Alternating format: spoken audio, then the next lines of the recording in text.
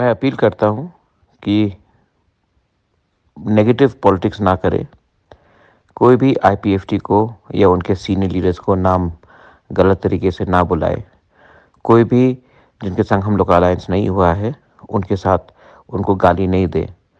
क्योंकि जब हम लोग मैंने भी देखा है कि मेरे ऊपर कोई शिलोंग का अनारस हो सब, लेकिन आप लोग रिएक्ट मत करो। क्योंकि अगर तिपरासा से गाली बकेगा पब्लिकली फेसबुक में, ट्विटर में, तो बाहर के लोग देखकर हमारे ऊपर ही हँसेंगे। तो ठीक है, अलायंस नहीं हुआ, ठीक है, हम लोग एक दूसरे के अगेंस्ट लड़ रहे हैं, नो प्रॉब्लम। डेमोक्रेसी, गणतंत्रता में ये होता है।